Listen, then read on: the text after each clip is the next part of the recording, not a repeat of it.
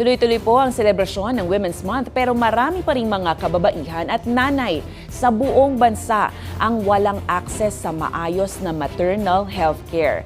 Ito ngayon ang layo ng isang organisasyon na malaman ang kondisyon sa mga liblib na lugar para naman mabawasan ang bilang ng kaso ng pagkamatay ng mga nagbubuntis na hindi man lang naabutan ng maayos na tulong. Mula Palawan, ang Balitang A to Z Special Report ni Stan Ligahete. Dumayo pa mula sa isang islang barangay si Nanay Mona Lisa dito sa Taytay, Palawan. Bagamat nagpapa-check up naman siya sa kanyang pagbubuntis, ito ang unang pagkakataong makikita niya ang kanyang anak sa sinapupunan gamit ang ultrasound. Nung una po, natakot ako, kinabahan kasi ako. Masaya po ako nang una ko siyang makita sa ultrasound. Pero ang higit na nagpasurpresa sa kanya, Masaya po kasi nakinalaman ko agad kung ano yung na nagkaroon pa ako ng kambal. Hindi ko po in-expect na may kambal po. Nakita ko po na okay po sila, malusog po at saka maganda po yung ng heartbeat nila.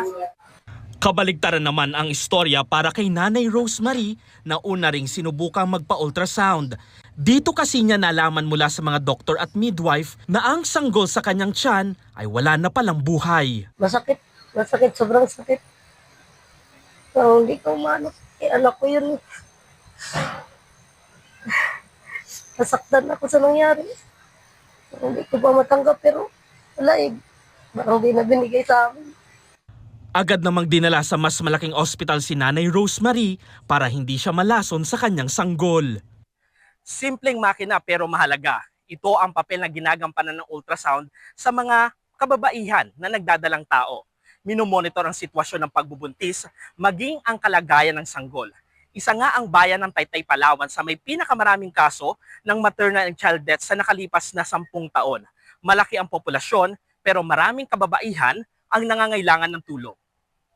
Triple din ang itinaas ng teenage pregnancy sa lugar mula noong bago magpandemya at nitong 2025, lalo na sa edad 10 hanggang 14. Dito na po nag-high school yung mga students from different island barangays. And dahil po na-open yung mind nila sa social media, nagkaroon sila ng easy access sa internet. So yung chat or text messages, mas madali para sa kanila. Ito ang misyon ng Life Matters International. Mabawasan ang pagkamatay ng kababaihan dahil sa pagbubuntis, lalo na sa mga liblib na lugar na walang access sa healthcare. Katuwang ang iba-ibang organisasyon at local government units, tinuturuan ng Life Matters sa mga midwives sa paggamit ng ultrasound.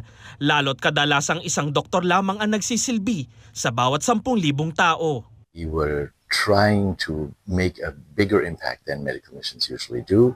Ito lang yung organization na pagkakaalam ko na nagtuturo ng ultrasound sa mga malalayong lugar sa buong Pilipinas. Dahil din sa mga portable na ultrasound, mas na-empower ang mga komunidad para mas maipaabot ang tulong pangkalusugan sa mga kababaihan.